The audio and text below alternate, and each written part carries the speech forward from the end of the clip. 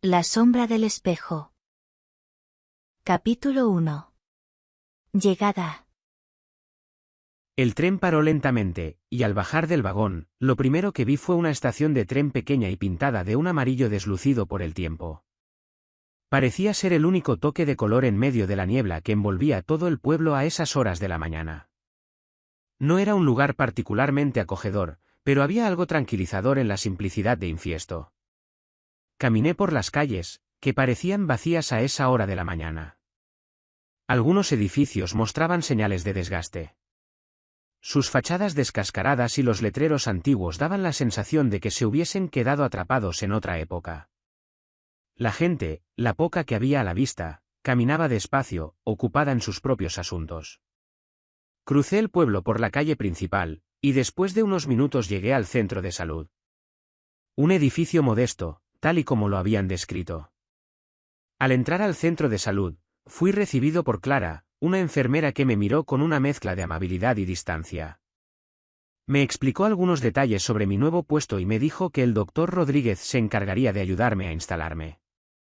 Aproveché la oportunidad para preguntar sobre el médico anterior, curioso por saber qué había sucedido. Clara pareció cansada y tras un breve suspiro, me contó que el antiguo médico se había ido. Tanto él como su novia habían desaparecido de un día para otro sin dar explicaciones, nadie sabía a dónde. Su tono dejaba claro que no había mucho más que discutir al respecto, y con eso cerró el tema. Después de revisar algunos detalles del puesto y completar el papeleo, me dirigí a mi nuevo hogar. Había alquilado un apartamento en un cuarto piso. El edificio era moderno, y aunque no tenía mucho encanto, se veía práctico y cómodo. La gasolinera estaba justo al lado y no pude evitar pensar en lo que pasaría si algo saliese mal. Entré en el portal y cogí el ascensor. Al entrar en casa me dirigí directamente al salón. Desde sus ventanas, podía ver una plaza alargada repleta de coches, un parque infantil y un par de bares, uno de ellos llamado Grillos. En ese momento, el lugar estaba desierto, pero imaginé que por la tarde cobraría vida. Al día siguiente llegaría Pedro, mi hermano pequeño, quien pasaría unos días conmigo. Se había comprometido a llegar a la estación en el tren de las 12, y aunque la idea de compartir el espacio no me entusiasmaba del todo, estaba dispuesto a hacer un esfuerzo. Pedro estaba en plena preparación de una oposición y le vendría bien tener un lugar tranquilo para estudiar. Llegó la hora de cenar, pero no tenía apetito y decidí dar un paseo. Desde mi casa a la clínica no se tardaba ni un minuto y descubrí que detrás de ella había una pequeña parada de tren. Podría haberme ahorrado el paseo con las maletas.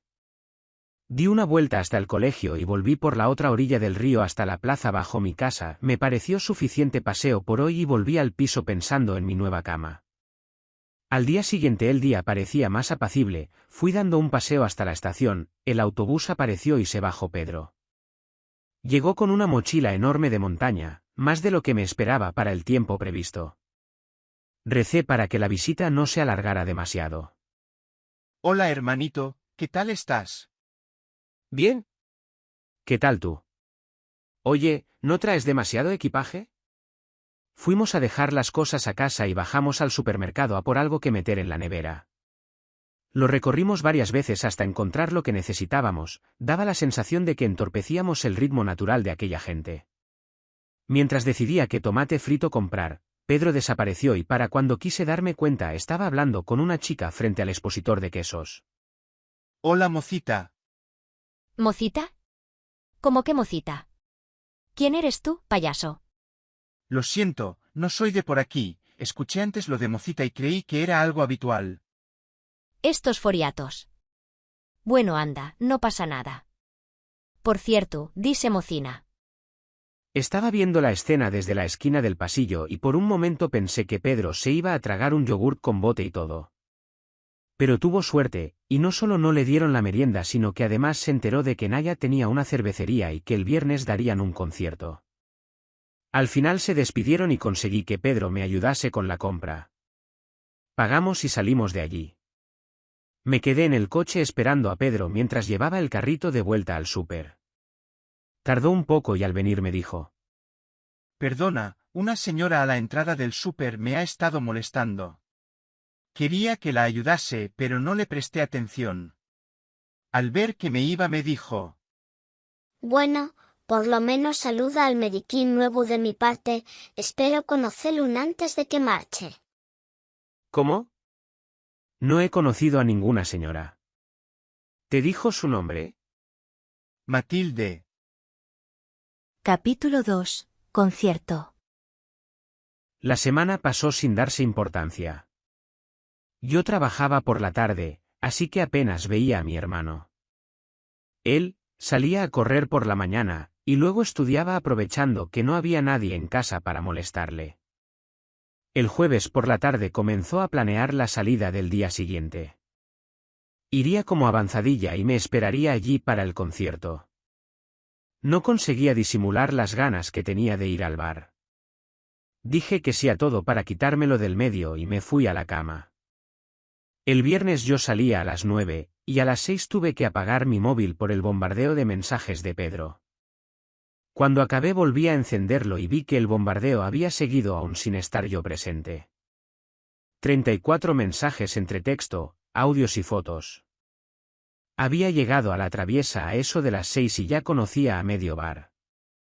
Alguien le habló de las hamburguesas de la Fartucona y como no le contesté me encargó una al azar. Al menos cenaré caliente.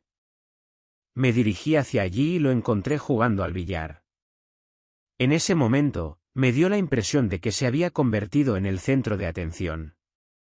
Mientras acababa la partida me acerqué a la barra. Tú y es el hermano de Pedro, ¿no? Sí, soy yo. Por lo que veo él ya se siente como en casa. Sí. Ya conoce a medio bar. Naya estaba detrás de la barra y me puso una cerveza, momento en el que mi hermano aprovechó para presentarme también a Noelia, Yegor y Chamorro, que ya habían estado hablando con él antes de que yo llegara. Nos sentamos en una mesa y nos pusimos a cenar mientras veíamos cómo preparaban el bar para el concierto. Está buena la hamburguesa, ¿eh? Sí que está buena, pero joder, cómo pica. Se llama La Cabrona.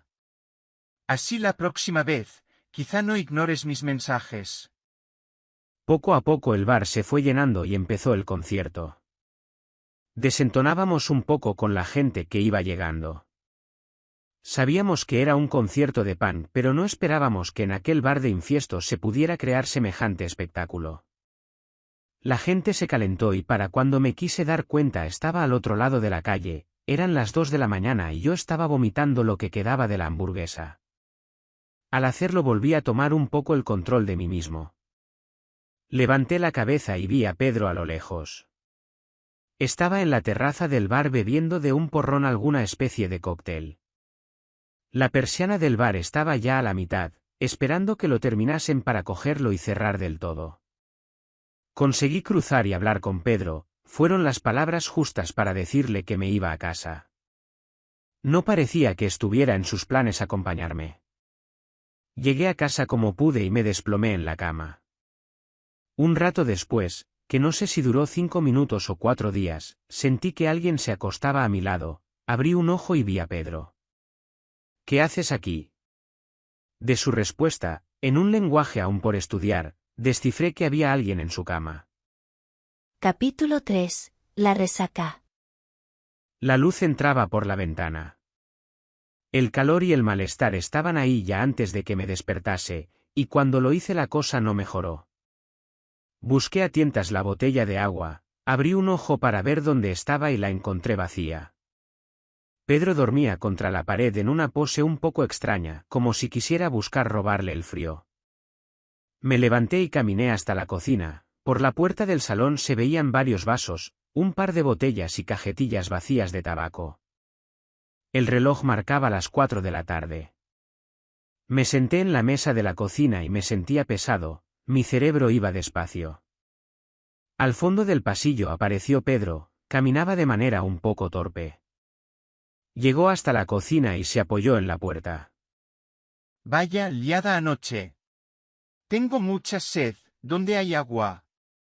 En la nevera. ¿Quién vino a casa anoche? Chamorro, Noelia y Yegor. ¿No está Noelia en la habitación? No sé, no vi a nadie. Pedro fue a la habitación y en efecto, allí ya no había nadie. No, no hay nadie. Debió de irse temprano. Pedro volvió a la cocina y vi que traía algo en las manos. Solo había esto sobre la cama. Pedro traía un viejo libro en las manos y comenzó a contarme lo que había pasado la noche anterior. Cuando tú te fuiste nosotros seguimos de fiesta. Nos pasamos por el Fres y por el Grillos. Hay más ambiente del que parece en este pueblo. Estuvimos hablando de tu predecesor. Por lo visto desapareció de la noche a la mañana, vivió aquí menos de una semana y de repente se evaporó junto con su novia. ¿Así sin más? Eso me contó esta gente. Pasó un par de veces por la traviesa y hasta hablaron con él y con su novia. Dicen que tenían un comportamiento un poco raro. ¿Raro? Sí, él casi no hablaba y ella tenía una pinta bastante siniestra. Se barajan varias hipótesis en el pueblo, ninguna demasiado coherente, aunque después de lo que vi en la casa no me extraña. ¿Y ese libro? Sí, ya voy. El caso es que hablando al final acabamos colándonos en la casa. Joder, ¿sabes que si llegan a pillarte puedes ir olvidándote de ser nacional? Ya, no te preocupes. Entramos, dimos una vuelta y salimos. No duramos demasiado tiempo dentro. ¿Qué había? Si hubo algún tipo de investigación fue muy pobre. Alguien había entrado ya y la casa estaba saqueada. Pasábamos por la cocina y todo estaba revuelto, al entrar al salón nos quedamos de piedra. Un enorme espejo presidía la habitación. ¿Qué espejo? En el salón hay un espejo apoyado en medio de la pared del fondo. Es bastante grande y tiene todo el marco tallado con símbolos extraños. Imponía verlo allí de pie. Alrededor de él, había los restos de unas velas casi consumidas por completo. El libro estaba tirado en medio de aquella escena. Todo tenía muy mala pinta. Pero entonces eso es una prueba de lo que quiera que haya pasado allí. ¿Para qué lo traes a casa? Cuando estábamos en medio del salón empezamos a escuchar ruidos en el desván, nos asustamos y salimos de allí corriendo, con la prisa nos llevamos el libro. Entonces vinimos a casa y estuvimos hojeándolo. Noelia estudió historia y sabe leer estos símbolos. Hace referencia a rituales para utilizar el espejo y habla de portales a otros planos de existencia, de cosas muy locas. ¿No me digas? ¿Y qué tienes pensado hacer? ¿Tendrás que deshacerte de él? ¿Deshacerme de él? Ni loco, esto seguro que vale una pasta, solo ese espejo debe valer un buen dinero. Pero Pedro, ¿estás estudiando para Nacional y pensando en robar un espejo? Ese espejo a día de hoy es basura en una casa que acabará acogiendo a algún vagabundo, nadie lo va a echar de menos. Además Chamorro y Yegor han prometido ayudarme a sacarlo de allí sin pedir nada a cambio. Es un chollo. No vas a meter eso en mi casa. Va a ser visto y no visto, además ya tengo medio pensado a quién vendérselo. Capítulo 4. El plan. El lunes teníamos una cita. Eran las 10 de la noche y estábamos dentro de la traviesa a puerta cerrada. Sentados en el altillo junto con Yegor Chamorro y Naya, mi hermano prepara sus planes, están riéndose y haciendo bromas, discutiendo la mejor hora y día para sacar aquel espejo de allí sin que nadie se diese cuenta. Esto está chupao, hombre. Aparco allí de lao, abrimos la ventana del salón y en un segundo está en la furgo. Lo único mirar a ver cuándo lo facemos pa que no sea muy chucante. Yo creo que de jueves no sería problema. Dan lo malo y mañana Manuel cierra y el único que desde el chigre puede ver algo. Manuel si ve algo no diz nada, que ye colega. Fácil. ¿A qué hora queréis hacerlo? A les 2 cierra el último chigre de pa esa zona, y el de la basura no pasa a les 4. Yo haríalo sobre las 3. Antes de que siguiesen intervine. A mí todo esto me parece una mala idea. Robar un espejo de la escena de un posible crimen es demasiado riesgo. No voy a meterlo en casa. Piénsalo, eso da más valor al espejo. He hablado con alguien que ya estaba interesado en algo así. Cuando le conté la historia se puso como loco. ¿Y vosotros? ¿No os importa arriesgar el pellejo por nada? Apenas hace 2 días que os conocéis. A nosotros ya nos va bien, no pasa nada por ayudar a un amigo. Venga, hermano, cuando las cosas vienen de cara hay que aceptarlas y agradecerlas. Me vendrá de perlas ese dinero para acabar de estudiar la oposición sin tanto estrés. Accedí a regañadientes. Su plan no sonaba mal del todo y era verdad que a ciertas horas en Infiesto no se ve un alma.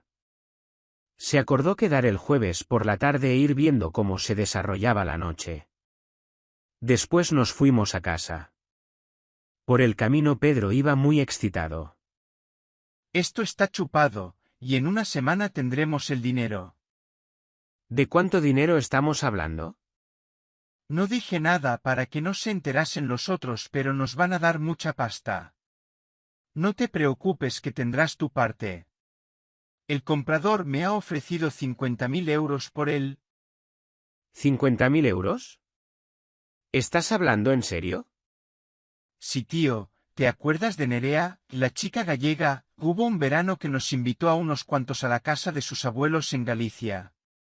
Tenían un espejo muy parecido, nos contó que llevaba mucho en su familia, y que era muy valioso. A juzgar por el resto de la casa estaba claro que no mentía. Pues va a ser verdad que las cosas vienen de cara, menuda suerte. Cada vez me gusta más la idea. Supongo que a mí sí me darás una parte, ¿no? Claro, hermanito, un 10% es todo tuyo. Rata. Matasanos. ¿En serio? ¿Cuánto? ¿Un 25 estaría bien para mi hermanito?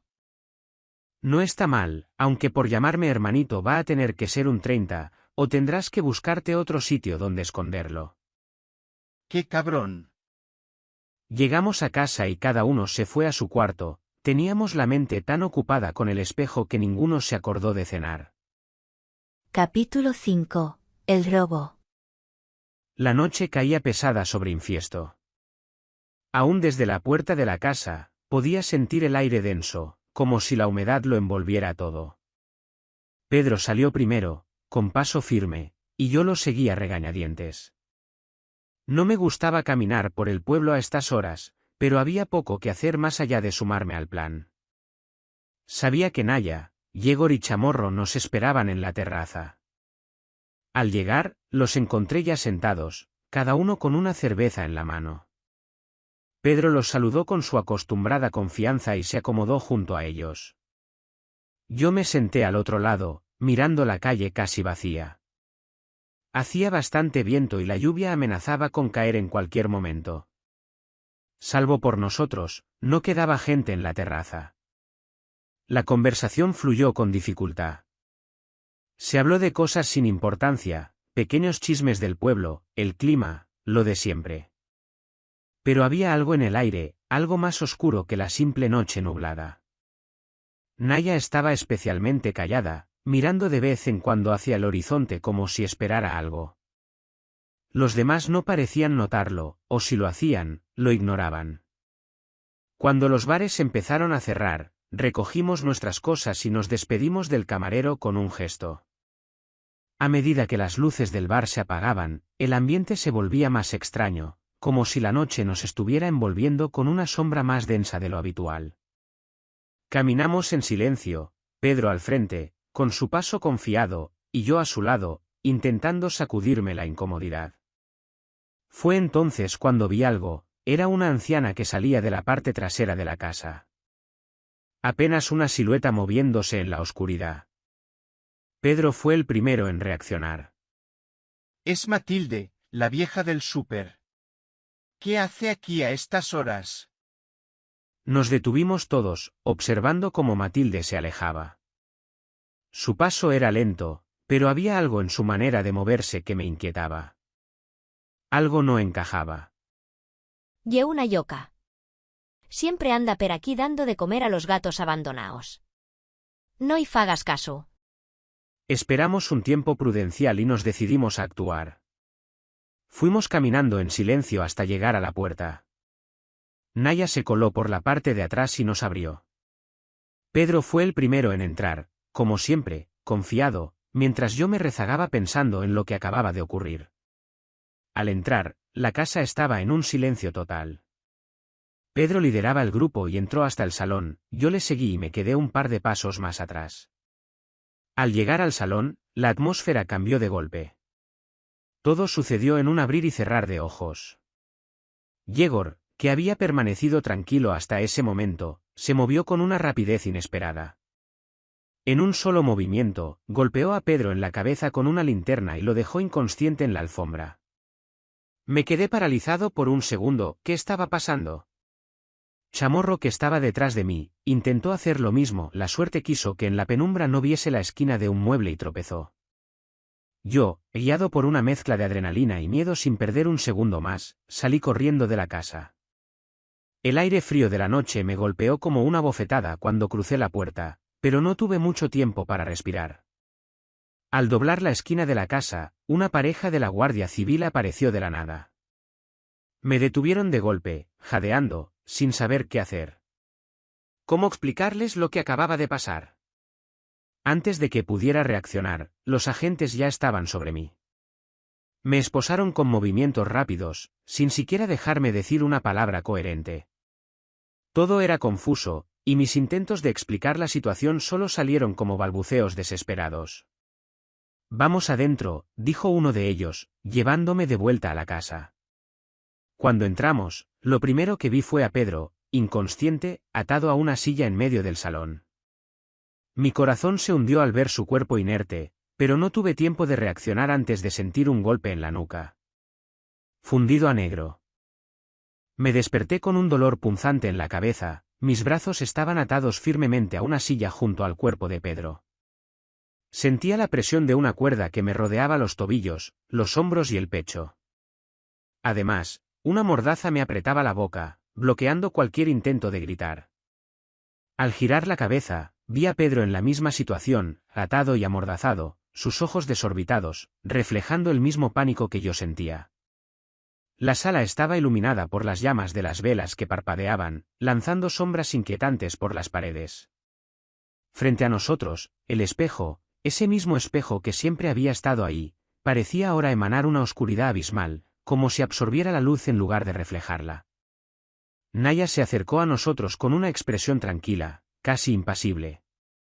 En su mano, un cuchillo relucía bajo la luz parpadeante.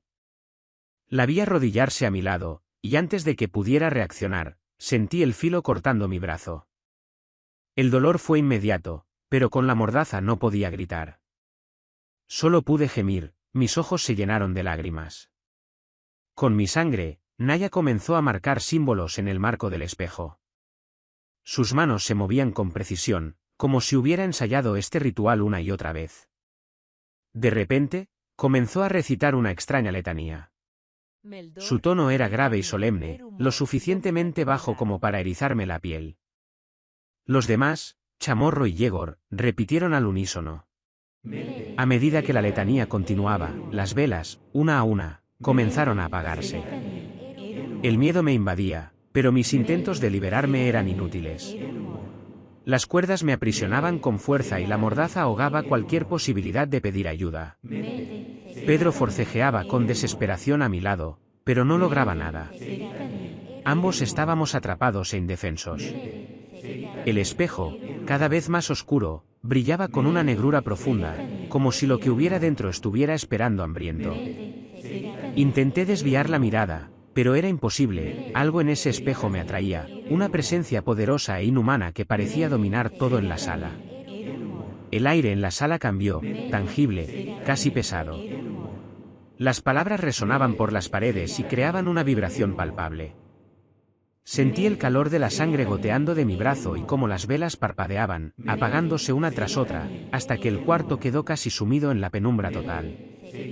El espejo, sin embargo, seguía brillando, pero no con luz, sino con una oscuridad absoluta, como un abismo sin fondo que esperaba consumirlo todo. Noté una leve brisa en la sala, al principio casi imperceptible. A medida que la letanía se repetía, esa brisa comenzó a intensificarse. Al principio, pensé que era producto de mi mente delirante, pero no, la fuerza provenía del espejo. Esa oscuridad parecía absorber la energía de la habitación, creando un vórtice que nos atraía hacia él. Naya y los demás no se inmutaron. Era como si ya estuvieran familiarizados con lo que estaba sucediendo. La brisa aumentó su intensidad hasta convertirse en una verdadera fuerza succionadora. Mi cuerpo atado comenzaba a ser empujado hacia el espejo, pero la silla resistía el tirón. Miré desesperado a Pedro, que ya había empezado a forcejear, con los ojos llenos de terror. Su grito ahogado resonaba a través de la mordaza, mientras trataba de librarse de las ataduras. Pero no había escapatoria. Chamorro y Yegor se acercaron a Pedro. Lo levantaron junto con la silla, y aunque al principio parecía confundido, pronto la comprensión llenó su rostro. Comenzó a patalear frenéticamente, intentando resistirse con todas sus fuerzas. Con una frialdad espeluznante, Chamorro y Yegor lo empujaron hacia el espejo. La succión aumenta, y con un tirón definitivo, el cuerpo de Pedro es arrastrado hacia la negrura del espejo. No hubo golpes, ni ruido. Solo un instante de silencio absoluto después de que su cuerpo desapareciera en el abismo. La habitación quedó en un vacío inquietante. Sentí el peso de lo que acababa de ocurrir, pero no hubo tiempo para procesarlo. Apenas unos segundos después, las manos de Chamorro y Yegor me alcanzaron. Forcejeé, pero mis esfuerzos eran en vano. Comenzaron a empujarme hacia el borde del abismo. La succión era tan intensa que ya no sentía el suelo bajo mis pies. Intenté girar la cabeza, apartar la mirada del espejo, pero era imposible. Algo me retenía, como si esa oscuridad me hubiera atrapado. Y entonces, al igual que Pedro, sentí el tirón final. La fuerza invisible me arrastró hacia adelante, mi cuerpo y la silla siendo devorados por el espejo en un solo movimiento fluido. El vacío me envolvió, y en ese último instante todo se volvió negro. Capítulo 6. Cuadrando números. El aire na traviesa estaba cargado de tensión. Sentéme en la mesa de siempre, con la mirada perdida en una cerveza mediada, tratando de ver el lado positivo de la situación. Frente a mí, Chamorro y Yegor murmuraban entre ellos. Les cares nervioses transmitíanme un estado de inquietud que me resultaba difícil de ignorar. La llegada de Noelia era inminente, y sabía que su presencia iba a traer consecuencias. Llegó puntual, con pasos decididos que resonaban en suelo. Sentóse a la mesa. Su expresión decía lo todo estaba enfadada. Claramente frustrada. Inclinóse hacia adelante y miróme. Bueno, salió todo bien, dije rompiendo el incómodo silencio mientras daba un sorbo. Pedro y el otro ya no son un problema. El espejo está satisfecho. Por ahora. Noelia frunció el ceño y dejó escapar un suspiro exasperado. ¿Crees de verdad que salió todo bien? Si hasta escapó un. Salió a la calle, eso no puede volver a pasar. Sabía que tenía razón. No ye lo que habíamos planeado, ya lo sé, pero lo importante ye que lo controlamos al final. Ya está. Noelia metió una hostia en la mesa con la palma abierta, haciendo temblar los vasos. ¿Tú crees? Si no llega a ser por Christian a saber dónde hubiera llegado. ¿Sabes lo que hubiera pasado? Salvamos porque estuvo al quite, y él no está contento con esto. Quedé confundida. Los demás también. Inclináronse interesados en lo que Noelia iba a decir. ¿Qué dijo? Noelia acomodóse en la silla, cruzando los brazos con una expresión dura. Conté lo de la venta porque no me daba buena espina Pedro, y pedí que andasen al quite esa noche. Él sabe que no podemos dejar que nadie hable demasiado o que escape de infiesto. Cuando os lo devolvieron, llamóme, y taba que bramaba. Acusóme de poner en riesgo el espejo. Christian no ye cualquiera gente. Ye de casa, y el objetivo de toda su carrera en la Guardia Civil solo ye servir aquí, en Infiestu, y poder proteger el espejú. Dejóme claro que estamos estirando la cuerda, y que un día igual rompe. Tragué saliva. Sabía lo importante que era Christian para mantener el secreto a salvo, y no podíamos permitir que él comenzara a dudar del nuestro compromiso. Dijo que lo que facemos no ye sostenible. Que no podemos seguir alimentando al espejo de la misma manera. Necesitamos cambiar la nuestra forma de hacer las cosas. De lo contrario, podríamos perder el control. Tragué saliva. Sabía lo importante que era Christian para mantener el secreto a salvo, y no podíamos permitir que él comenzara a dudar del nuestro compromiso.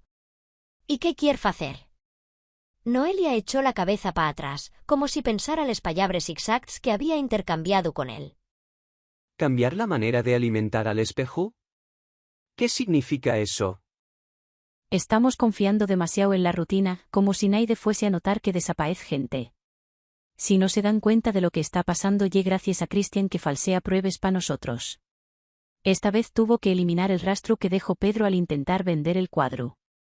Canceló la venta y eliminó las pruebas. Entonces, ¿qué hacemos?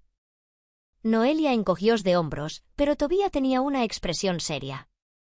No lo sé todavía. Pero no podemos seguir trayendo a gente como lo estamos haciendo hasta ahora. Necesitamos algo más, algo diferente. Yegor, que había permanecido en silencio hasta entonces, carraspeó e intervino. Fáltanos una cocina. Matilde. El nombre de la paisana hizo que se tensara en la mesa. Matilde y su capacidad para aparecer en los momentos más inoportunos estaba empezando a ser una molestia. Otra vez que volvió a intentar comunicarse con los elegíos. Sé que puede parecer una vieja inofensiva, pero sabemos lo que ye capaz de hacer. Alimentó durante varios años al espejo hasta que lo dejó, y todavía hoy no se sabe muy bien por qué. Matilde lle un problema. No podemos dejar que siga metiéndose. Si las cosas se compliquen y llega a ellos antes que nosotros, podríamos estar en graves problemas. Noelia asintió, mirándonos. Hay que hacer algo. Matilde anda demasiado cerca del espejo y de lo que hacemos. Tenemos que detenerla. Como dice Yegor, Matilde alimentó el espejo durante mucho tiempo. Yo creo que ye inofensiva. En tal caso estará del nuestro yao. Además, si quisiera hacer algo ya lo hubiese fecho. Sea como sea, hay que tener unas pallabres con ella. Hay que salir de dudes. Fin.